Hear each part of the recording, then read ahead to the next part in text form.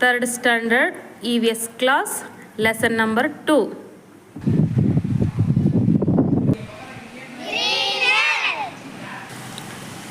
ಸಸ್ಯಗಳು ಪ್ರಾಣಿ ಪಕ್ಷಿಗಳ ಜೀವದ ಜೀವಾಳವಾಗಿವೆ. ಸಸ್ಯಗಳು ನಮಗೆ ಗಾಳಿ, ನೆರಳು, ಆಮ್ಲಜನಕವನ್ನು ಕೊಡುತ್ತವೆ.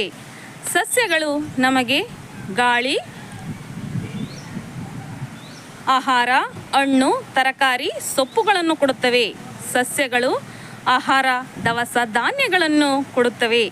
ಸಸ್ಯಗಳು ಮೇವು, ಗೊಬ್ಬರ, ಸೌದೆಯನ್ನು ಕೊಡುತ್ತವೆ.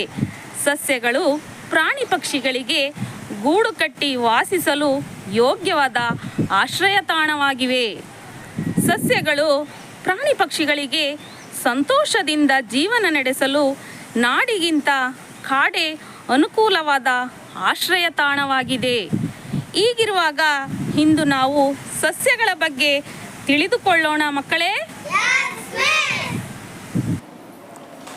The plants are classified into herbs, small plants, shrubs, trees and creepers according to their height and hardness of their stem. ಸಸ್ಯಗಳನ್ನು ಅವುಗಳ ಎತ್ತರ ಹಾಗೂ ಕಾಂಡದ ಗಟ್ಟಿತನಕ್ಕೆ ಅನುಗುಣವಾಗಿ ಮೂಲಿಕೆ ಅಂದರೆ ಸಣ್ಣ ಗಿಡ, ಪೊದೆ, ಮರ ಹಾಗೂ ಬಳ್ಳಿಗಳಾಗಿ ವಿಂಗಡಿಸಲಾಗಿದೆ. 4 types of trees. ಒಂದನೇದು ಹರ್ಬ್ಸ್, ಸಣ್ಣ ಗಿಡ. ಎರಡನೇದು ಶರ್ಬ್ಸ್, ಪೊದೆ. ಮೂರನೇದು ಟ್ರೀಸ್, ಮರ. ನಾಲ್ಕನೇದು ಕ್ರೀಪರ್ಸ್, ಬಳ್ಳಿ. ಸಸ್ಯಗಳನ್ನು ಅವುಗಳ ಎತ್ತರ, ಕಾಂಡದ ಗಟ್ಟಿತನಕ್ಕೆ ಅನುಗುಣವಾಗಿ 4 ಭಾಗಗಳಾಗಿ ವಿಂಗಡಿಸಲಾಗಿದೆ. ಮೊದಲಿಗೆ ಒಂದೊಂದೇ ತಿಳ್ಕೊಳ್ಳೋಣ. Herbs plant. Herbs are small plants. Their stems are very soft. ಈ ಹರ್ಬ್ಸ್ ಪ್ಲಾಂಟ್ ಇವು ಮೂಲಿಕೆಗಳು, ಸಣ್ಣ ಗಾತ್ರದ ಸಸ್ಯಗಳು. ಇವುಗಳ ಕಾಂಡಗಳು ಮೃದುವಾಗಿರುತ್ತವೆ. ಹರ್ಬ್ಸ್ ಪ್ಲಾಂಟ್ಗೆ ಎಕ್ಸಾಂಪಲ್ ತುಳಸಿ ಗಿಡ, ಟೊಮೊಟೊ ಗಿಡ. Shrubs plant. The stems of shrubs are a bit hard. The branches spread out at the lower part of the plant. ಈ shrubs plant ಪೊದೆಗಳು, ಕಾಂಡಗಳು ಸ್ವಲ್ಪ ಗಟ್ಟಿಯಾಗಿರುತ್ತವೆ. ಕೊಂಬೆಗಳು ಸಸ್ಯದ ಬುಡದಿಂದಲೇ ಹುಟ್ಟಿ ಹರಡುತ್ತವೆ. ಶರ್ಬ್ಸ್ ಪ್ಲಾಂಟ್ಸ್ ಸ್ವಲ್ಪ ಕಾಂಡಗಳು ಗಟ್ಟಿಯಾಗಿರ್ತವೆ. ಈ ಸಸ್ಯಗಳು ಕೊಂಬೆಗಳು ಬುಡದಿಂದಲೇ ಹುಟ್ಟಿ ಹರಡಿಕೊಂಡಿರ್ತವೆ.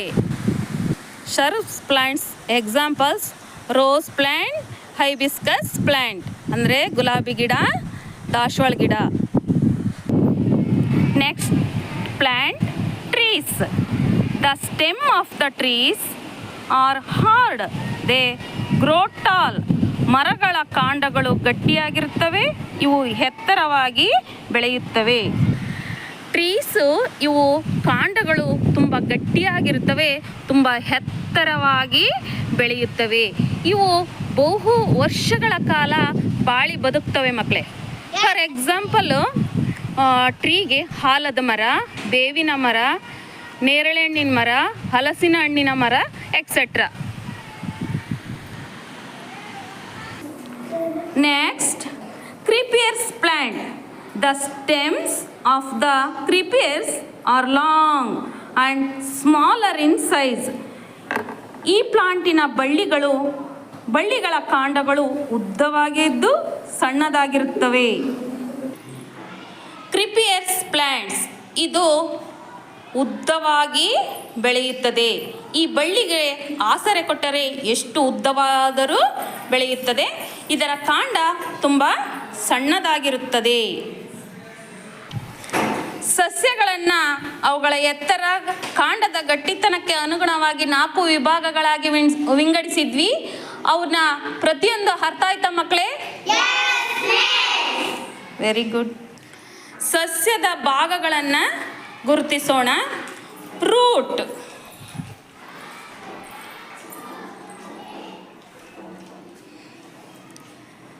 Stem,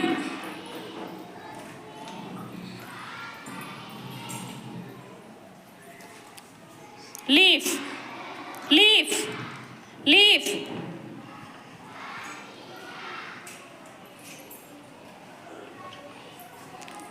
flower,